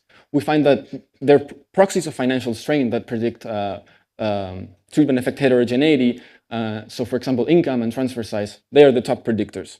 If we do the same heterogeneity analysis by terciles of income level, or for example, by what share of their income is coming from the cash transfer every month, we also find this similar pattern of heterogeneity. So it seems to suggest that this is about, the cognitive benefits of getting the transfer early are really increasing in the vulnerability of the household. And this is consistent with behavioral economics literature that shows that cognitive effects of income shocks are also concentrated in the most financially constrained. Okay, so I really don't have much time, unfortunately. So, yeah, one thing I'll tell you is that we can think of many mechanisms that could be impacting cognitive performance. For example, are students better nourished the day of the exam? Are they able to work less on the days leading up to the exam because they don't have to help with the household finances, and instead they're studying more, and that allows them to perform better? So depending on the mechanism, we might expect heterogeneity on the treatment effects by how many days you've had the transfer before the exam, right? For example, if the mechanism is that on exam day there's lower levels of stress, we might expect there to be no heterogeneity by whether I got the transfer the week before the exam or whether I got it one day before the exam. There should be like a flat sort of temporal profile. Conversely, if this is about increased study time or increased educational investments, we might expect that there's a dose response between how many days I've had the transfer before the exam, right? Maybe if I have 5 days to study, thanks to having the exam thanks to having the transfer before the exam, that would allow me to perform better. What we find is that there's no heterogeneity by how many days before the exam you got the transfer. So it seems like the mechanism that's operating here operates at a really quick sort of short term. It could be something like being better nourished the day of the exam, or even bringing a snack to this really long test that might sort of deplete your cognitive resources. Yeah, I think I don't have time for this. Yeah, quickly I'll say that we find that we exploit position variation, so we're able to show that the effects of getting the transfer early are very much concentrated on questions that appear later in the exam, and that sort of suggests that there's a reduction in cognitive fatigue thanks to the cash transfer. We can also show that the types of questions that are driving the effects are the easiest questions, which makes sense. Getting the transfer might make you a bit more sharp mentally on exam day, and maybe you're less likely to make silly mistakes, but it won't make you a genius that suddenly understands the toughest questions, right? So it makes sense that the types of questions that are driving the effects are the easiest ones in some sense. Okay, so I showed you effects on test scores, and particularly for the top transfer size tercile. What we're going to do now is look at longer run outcomes. Again, because this is a high stakes exam that does determine educational trajectories. So for the same group where we saw the treatment effects on cognitive performance, on test scores, we will essentially run the same regression, and we're going to look at college enrollment and graduation. So, sorry. So the first column shows you that those in the top transfer size tercile who got the transfer before the exam, they are 0.7 percentage points more likely to enroll in a university the following year. And this is driven by private colleges, which in some sense makes sense because, as I was saying earlier, the public colleges are actually extremely selective. So even with these treatment effects, they're not shifted above the admission cutoffs. Not only are they more likely to enroll, but if we sort of track these people 8 years later, because of the really rich data that we have in Brazil, we can find that they're actually also more likely to have graduated 8 years later from any university. So this shows that not only are there cognitive effects in the short term on the exam, but there's also long-term implications in terms of human capital accumulation. Next, I'll show you that there's also some effects on labor market outcomes. So Brazil has really high rates of informality, about 39% in 2023, and formal sector jobs are generally much more preferred. They offer employment protection, higher wages, etc. And higher education, having a college degree is strongly predictive of being in formal employment. So again, thanks to very rich data in Brazil and our ability to link using national ID numbers, we can track them and see whether there's also an increase in the probability of being in the formal sector. which is a very highly desirable outcome from a sort of development perspective. So again, we find that consistent with the effects on graduation, we find a 0.1 percentage point increase in formal employment between 5 and 9 years after taking the exam. And this is about a 1.7% increase relative to a mean of 59.4%. In terms of earnings, we don't find any effects, but maybe we shouldn't necessarily expect to, because one, there's already a selection effect of being in the formal sector through treatment. So interpreting any treatment effects on conditional outcomes is kind of tricky. But also, these are early career still, and so there may not be any earnings effects early on in their careers. Okay, I don't know. I guess okay. So to conclude, our key finding is that transfer timing relative to high-stakes events can matter, and it can have meaningful effects for households that receive the largest transfers in particular in our sample, who also happen to be the poorest. In the short term, there's an improvement in cognitive performance of around 0.002 standard deviations that leads to long-term improvements in their life trajectories. They're more likely to have enrolled in a university and to have graduated, and in turn, they have higher rates of formal employment. So sort of stepping back, what this suggests is that end-of-cycle liquidity constraints faced by cash transfer beneficiaries might be significant. And even if they're short-lived, if they happen to coincide with a high-stakes event like the one that I showed you, they can have long-term implications. And potentially there's a policy implication on how can we optimize the payment timing around such key events so that these short-term liquidity constraints don't impact their life trajectories. Yeah, that's all I have.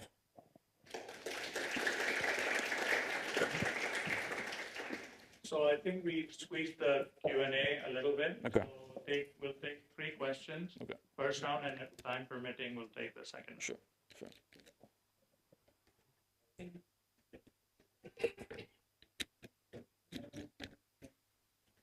I'll take notes on my phone, so I'm not texting. Just. Thank you so much for your very, very nice presentation. Sorry, where? Okay. Just a simple question. Your data all relates to 2013, right? Yeah, the natural experiment happened there. Has there been any further work on this? Because things might have changed. It's not 2025. 12 years is a long time.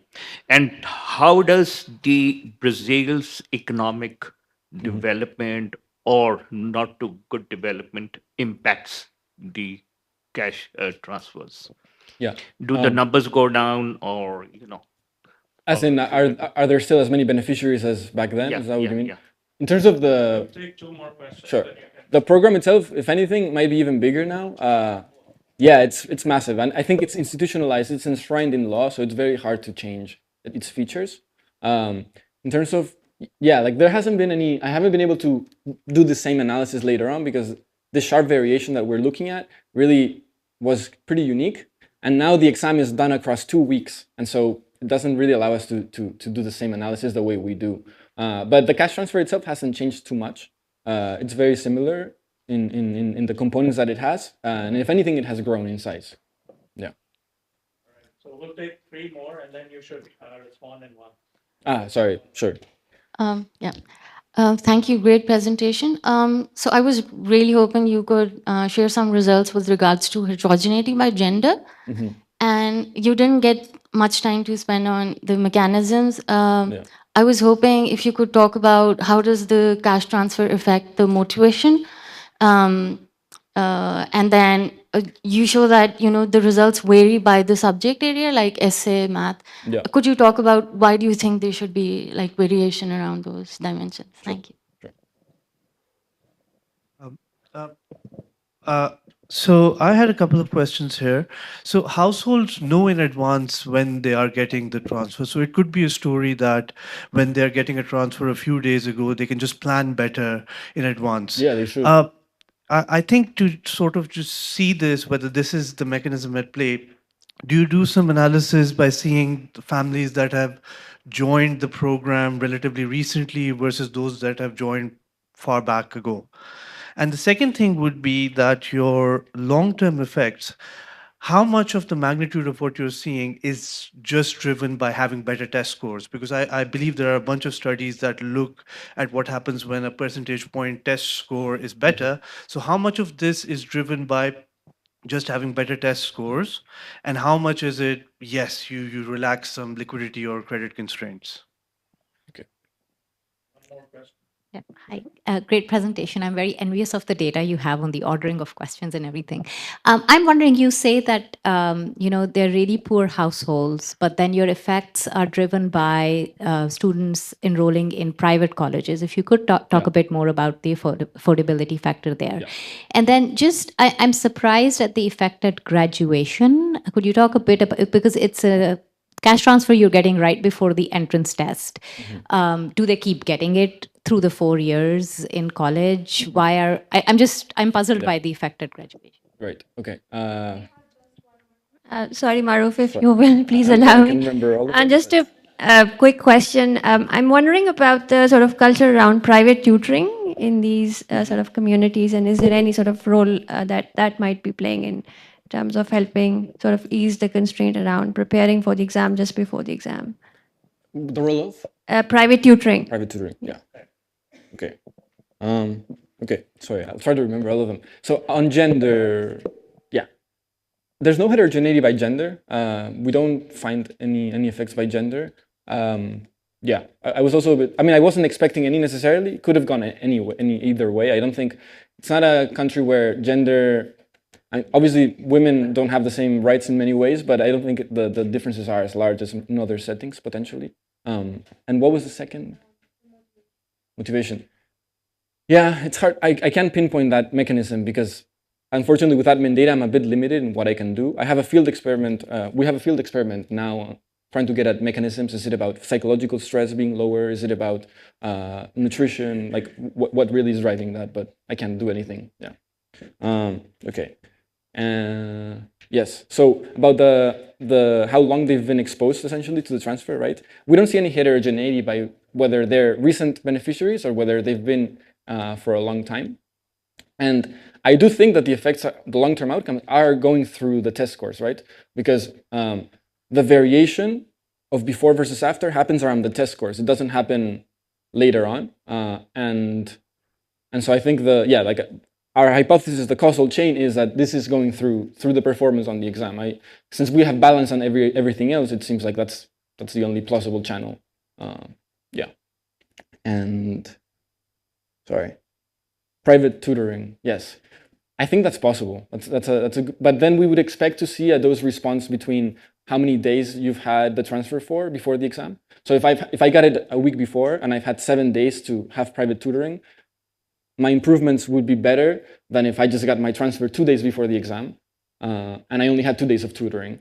So that's kind of one thing that I didn't have time to go through, but you would expect like maybe some temporal profile of some heterogeneity by days since the transfer, and we don't see that. We see like a very flat temporal profile. Thank you.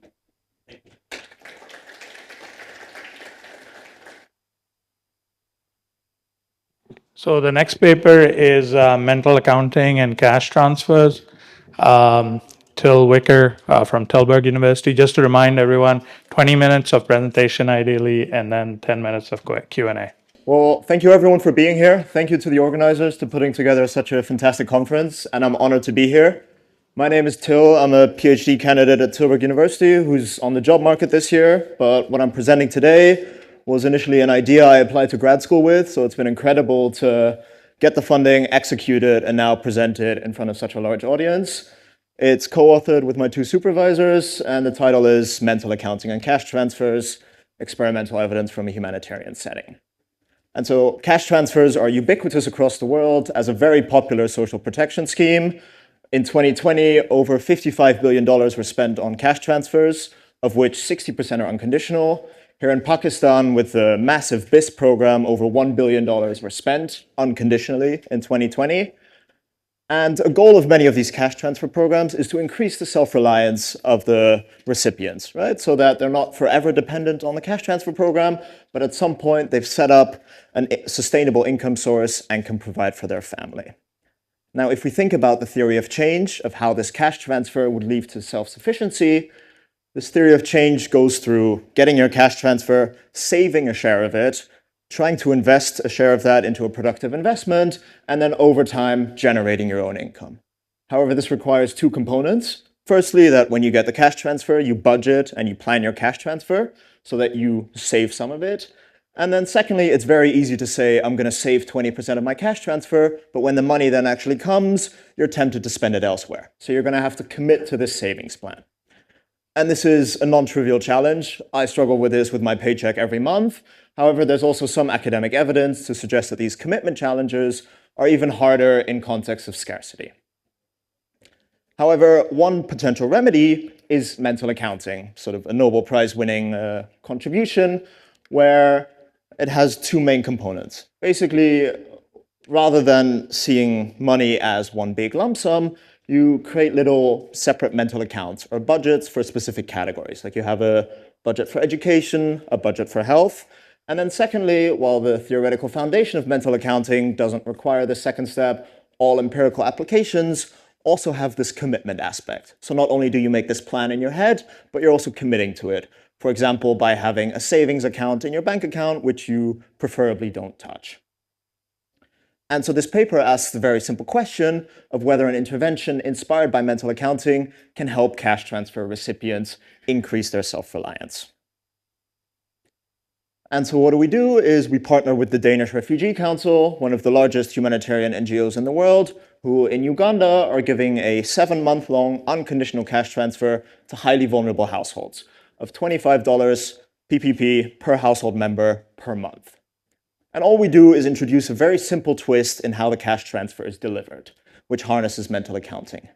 In particular, the sort of status quo of the way the cash transfer is delivered is households come to a reception point every month, receive their cash, and it gets put into one blank envelope. Instead, we offer our treatment households the opportunity to divide the same cash transfer across envelopes with education, health, investments, and the rest. So we're sort of partitioning these separate accounts. Now, these 4 categories emerged as a result of focus group discussions, as households indicated that these were areas of physical and human capital where they would like to have specific accounts for these. However, aside from just this 2-stage treatment, we also introduce a further sub-treatment where we exogenously introduce variation in the budgeting. So for half of the households who were offered these 4 envelopes, we simply ask them, once they opt in to the intervention, how do you want to divide the money across these 4 categories? So they're making an active decision of saying, I want to put 20% in education. While for the other half of the households, they're first shown a default recommendation from the United Nations of how to allocate the money across these 4 categories, and hence, if they accept the default, they don't have to critically think about how they want to divide the money. And so what's that going to allow us to do is these 2 interventions only differ in this budgeting component, which was 5 minutes at the baseline survey. However, the commitment component, receiving these 4 labeled envelopes every single month, remains the same across both treatments. So we can look at the differential effects of the budgeting versus the commitment and how they interact. Okay, so very briefly about the literatures. So we firstly contribute to the literature on behavioral economics or behavioral development economics by being the first study that leverages mental accounting to improve self-reliance through a cash transfer. Now, obviously, we're not the first to address commitment challenges. People in this room have studied this extensively as well. However, we think compared to lockboxes or fixed bank accounts, our envelopes are as soft and as cheap as they can get, right? It's very easy, and one household I even saw them do this, is just take the money out of the envelopes, throw the envelopes away, and then go home, right? So it's very, very soft. And then lastly, there's literature on mental accounting. We're the first ones to incorporate mental accounting within a cash transfer context, and also the first to really look at how budgeting and commitment interact and sort of have an effect on what is quite widely documented as positive effects of mental accounting. Now, from a more policy perspective, obviously there's a large literature on cash transfers as well, where we offer a low-cost, highly scalable intervention that can improve the effectiveness of cash transfers, which is particularly important in humanitarian settings where cash transfers play a huge role, but not only does cost effectiveness matter, but also low-cost interventions given budget constraints. Okay, so I will briefly explain the context that we're working in, because it's very different to Pakistan. And so this is Uganda. Uganda has a population of about 35 million people and hosts almost 2 million refugees. So it's a huge refugee hosting country. Most of these refugees have been in the country for over 5 years. So they're not only here for the short term, but are really trying to build up their lives there. Now, Uganda has a very progressive refugee policy in the sense that refugees are free to live anywhere in the country and can have formal employment. Nevertheless, 91% of refugees live across these refugee settlements, in part because when you come to a refugee settlement, you get given a 30 by 30 meter plot of land and a shelter, and you're only eligible for humanitarian aid, such as World Food Programme food assistance, if you reside in the settlements.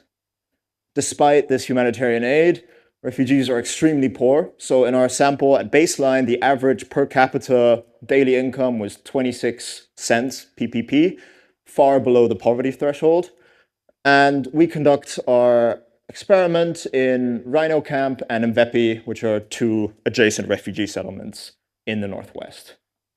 And so this is what a refugee settlement looks like, very similar to a typical village you might see in rural Africa. But we can see here, the house has a shelter, and then it has a sort of a man-constructed fence around their little small-scale agriculture. Now, within this context, we identify 861 households who are going to be recipients of an unconditional cash transfer program that equals $25 PPP per month for 7 months. And hence the total cash transfer value is over $1,000 PPP. And for 95% of the households, this exceeds their monthly income. So it's a really large income shock given the context. And we have our control group who received these monthly cash transfers in the one large envelope, the status quo of how the NGO did it at the time. And then we have our mental accounting with choice treatment, where households at the baseline survey were offered the opportunity to opt in for the 4 envelopes. If they opted in, we asked them, okay, how do you want to divide the money across these 4 categories? And then that was executed at future cash transfers. If they decided they didn't want the 4 envelopes, then they just received the 1 envelope, the status quo. Our second treatment arm is the mental accounting with default, where again, households were offered the opportunity to opt in to the cash transfer. And then once they opted in, they were first shown a default recommendation from the United Nations with sort of these percentages of allocations across these 4 categories. They could either accept this default recommendation or they could adjust. If they would adjust, they would effectively end up in this situation of self-choice. However, if they would reject, they would return back to the 1 envelope setting.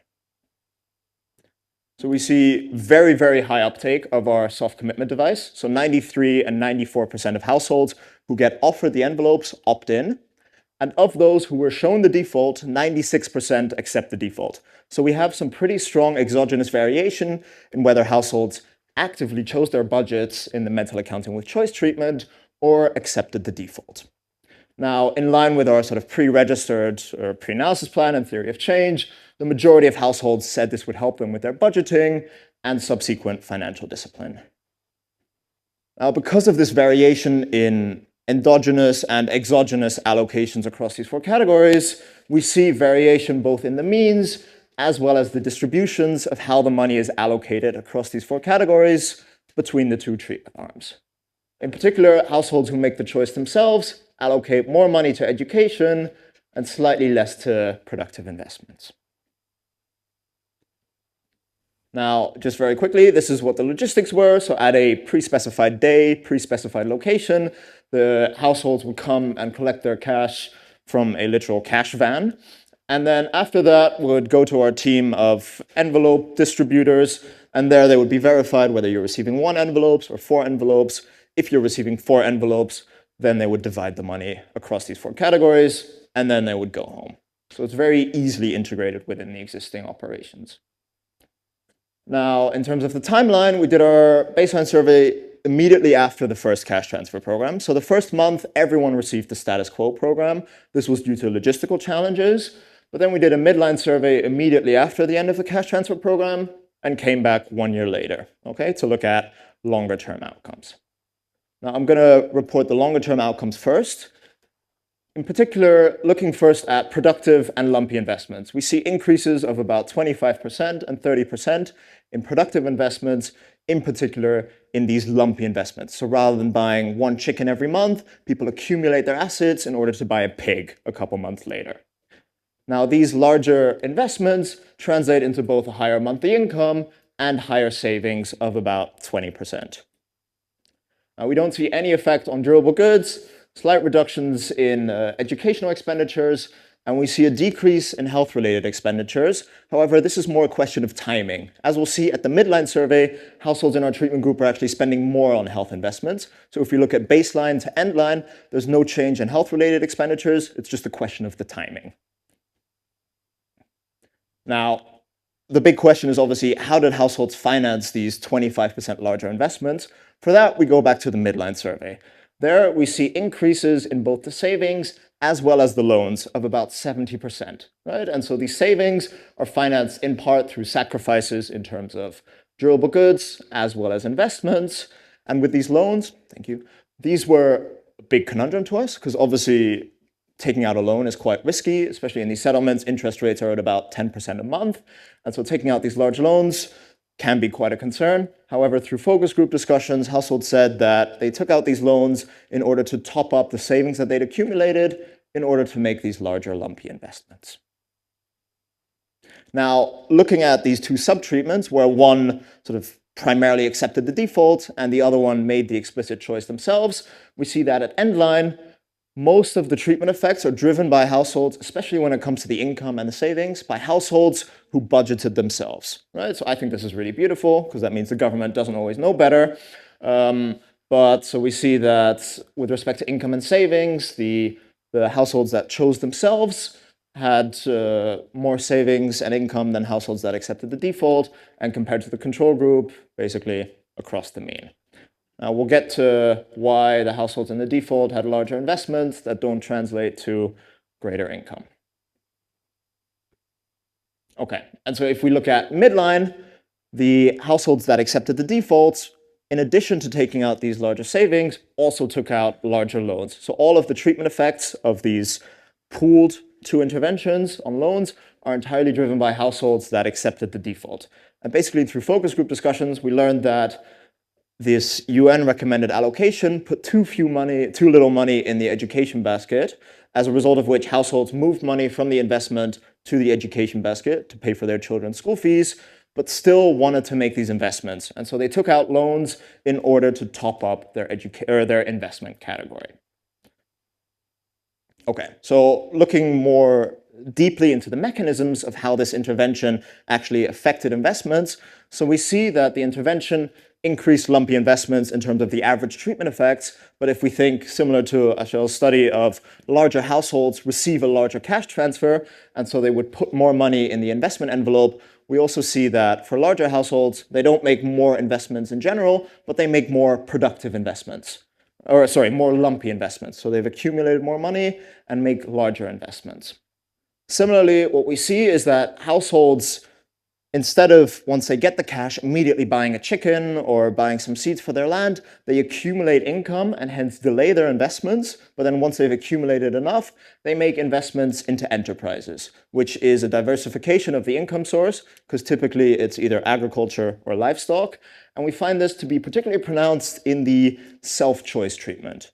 And our explanation for that is that the households in the default treatment took out these loans, which have a 10% interest per month, and so you have to start paying back this immediately. And so as a result, if you have a chicken that lays eggs that you can sell in the market, you're going to generate an immediate return. Well, if you set up an enterprise, it might take a couple of weeks or months before customers start coming to you, and you can't really afford that if you have to repay your loan immediately.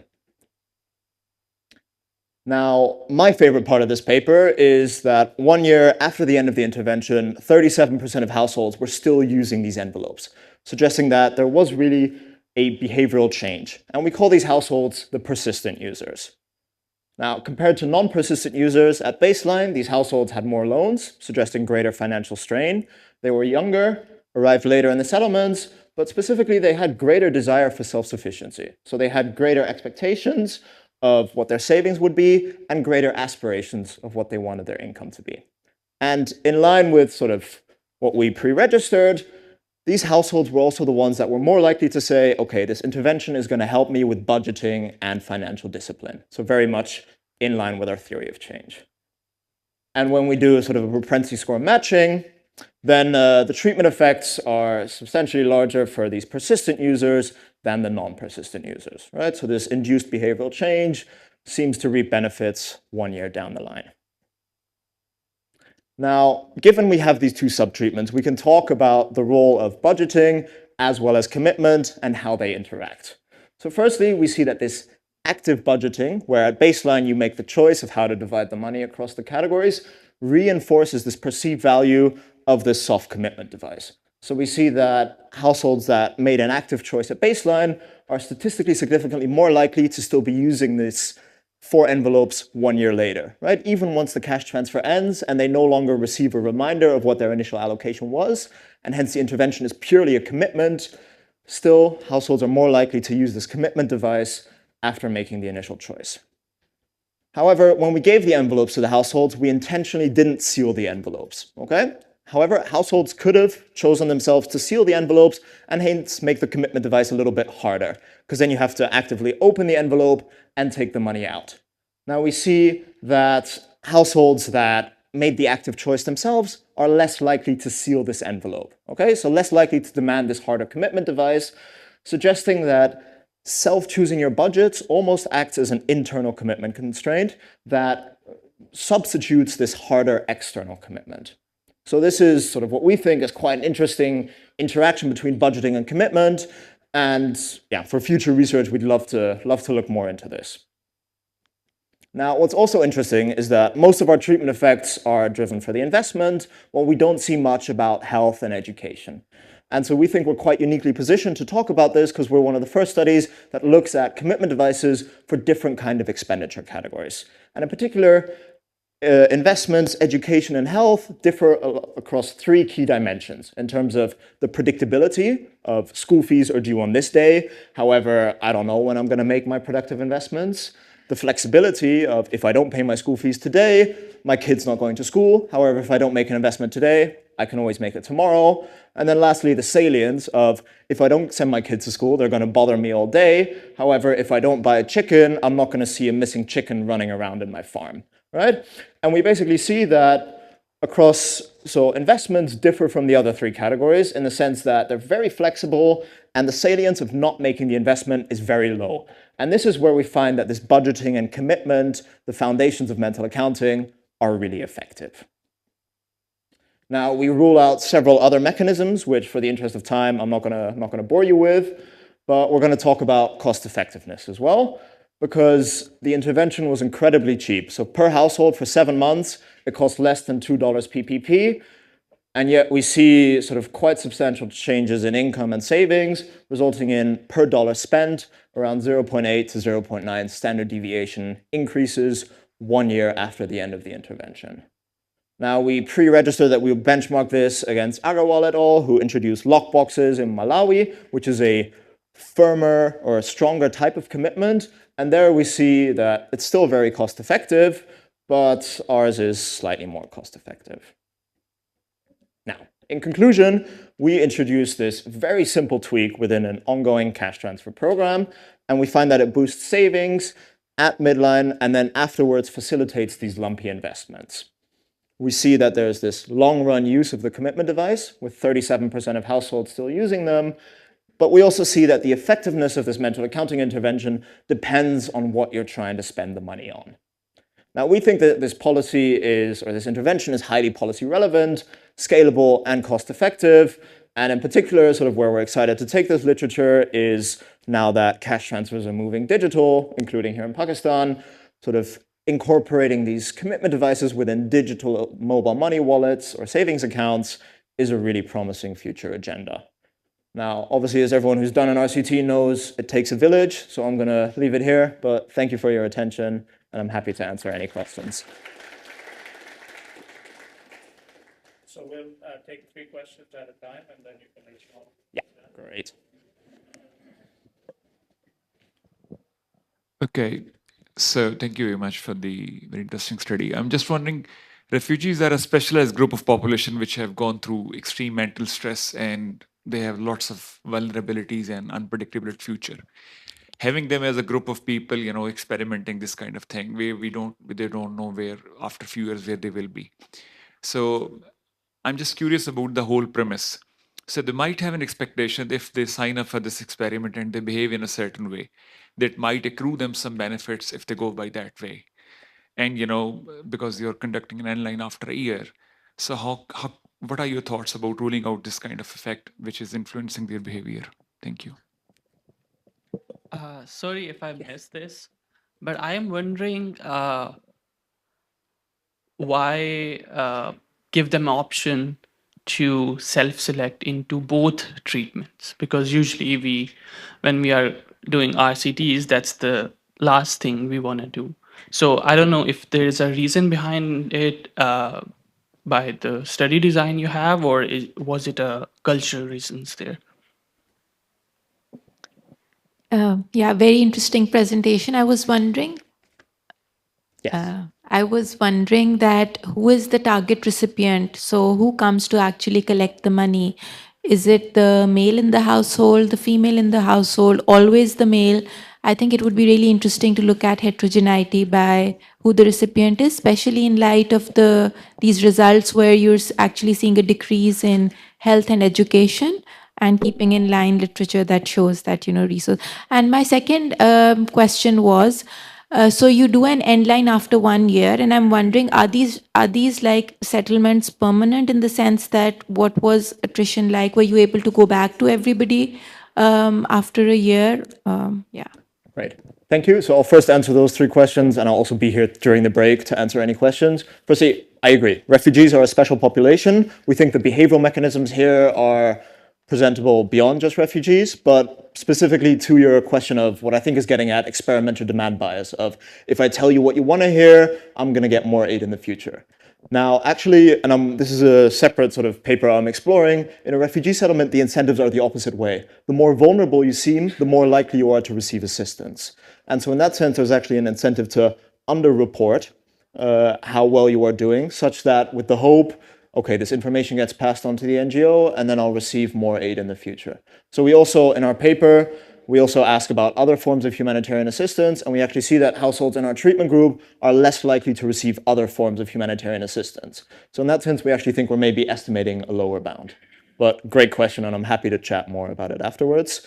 In terms of the self-selection into both treatments, I think I didn't explain that very clearly then. So we have 3 treatment arms, and they're all separate. So households are randomized into this, or the control group. So in that sense, there's no self-selection. The variation between these 2 treatments is simply whether you're making the choice yourself or whether you're being shown a default before you make a choice, right? Because you still have to make a choice of whether I accept the default or whether I reject it. But I'm also happy to discuss offline. And in terms of the target recipient, I think this is where this population differs from maybe if we do this study among a normal Ugandan family, in the sense that 80% of our household heads are actually female who are receiving the cash transfer, because the men oftentimes stay in South Sudan or Congo to fight the wars while sending their family to safety. And so as a result of that, we're not really powered to look at much heterogeneity by whether the head of the household is a female or a male.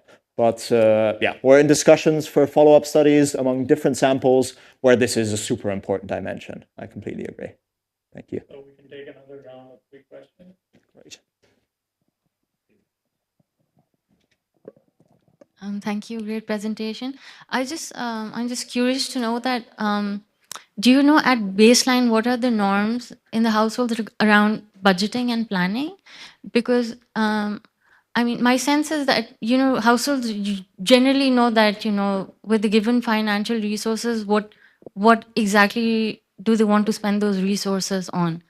And it might not be as structured as, your treatment is, but, just curious to know at baseline, do you have that information or not?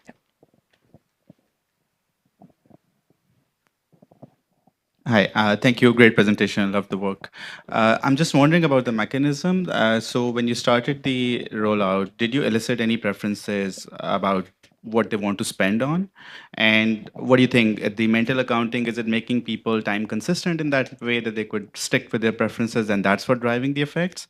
Or what is really causing the mental accounting to work in that sense? Are they more in tune with what they actually wanted to do because of this, or is it something else?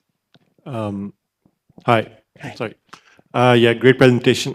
Just one question about the size of the cash transfer. So I think you mentioned earlier that this is, it's like larger than most of their monthly income. So do you think that there could be like any variation in the size of the cash transfers which would account for different effect, like in the treatment, like if you varied the size of the cash transfer because maybe they like feel entitled because they're receiving such a large sum of money that like it influences their behavior somehow? All great questions. So firstly, in terms of the baseline norms of budgeting and planning, so again, I think it's a specific sample in the sense that because we have female-headed households, they indicated a baseline that this is, and during our focus group discussions, that this is the first time that they're in charge of the family household. So in South Sudan and Congo, there are laws written into the government that the man is the head of the household and makes budgeting decisions.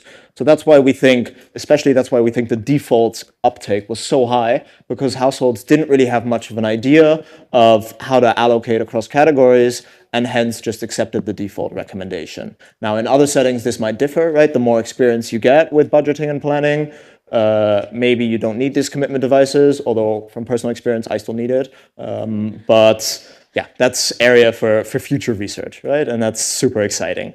In terms of what the mechanisms are, so we measured sort of time consistency at base, or being a hyperbolic discounter. We don't find any heterogeneity along that dimension. Now, that was unincentivized, so maybe if we would have added a financial stake, we would have gotten some more reliable data. But I think sort of what's really driving this mechanism is this monthly reminder of how you want to spend the money and then being able to commit to that, right? And that's why I think we see these differences between the defaults and the self-choice treatment. In terms of the last question about the size of the cash transfer, indeed, so it is a sizable cash transfer for the setting, but the PPP conversion is favorable. So it's $8 actually, right? So for any of us, that wouldn't make a huge life-changing difference. And so this is also super interesting, right? Because if you get a lump sum, maybe you don't need this commitment because you can make these productive investments immediately. And so this is a very interesting question, right? Whether the size of the cash transfer and this intervention or other sort of behavioral interventions, what their interlinkages are. And if you have any ideas, happy to hear them. But thank you everyone for the great questions, and I'll stick around.